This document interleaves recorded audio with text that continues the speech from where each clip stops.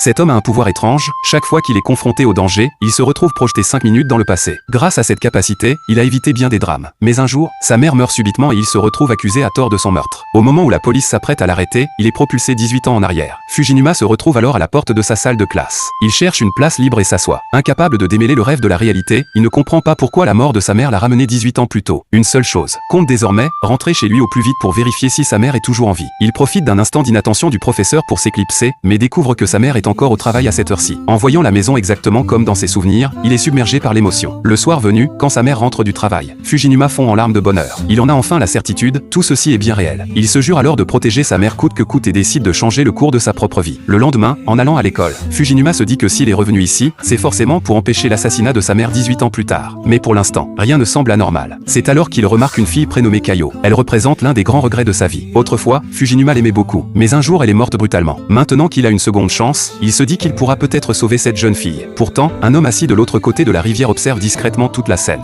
Fujinuma s'adapte peu à peu à cette nouvelle vie tout en veillant secrètement sur Kayo. Pour mieux la comprendre, il lit en cachette une rédaction qu'elle a laissée en classe. Le titre, La ville où je n'existe pas. Dans ce texte, Kayo imagine qu'une fois adulte, elle partirait vivre seule sur une île déserte, un endroit sans souffrance ni tristesse, où elle pourrait enfin faire ce qui lui plaît. En lisant ces mots, Fujinuma comprend que Kayo lance un appel au secours. Sa détermination à la protéger n'en est que renforcée. Après quelques recherches, il découvre que Kayo subit régulièrement des violences à la maison. C'est pour cette raison qu'elle ne rentre jamais directement après l'école et traîne dans le parc jusqu'à la nuit tombée. Fujinuma la rejoint un soir et lui dit qu'il aimerait devenir son ami. En regardant ce parc, il sait que c'est ici même que Kayo a disparu. Son corps n'a été retrouvé qu'au dégel. À cet instant, il se fait une promesse solennelle, jamais il ne laissera Kayo seul dans cet endroit.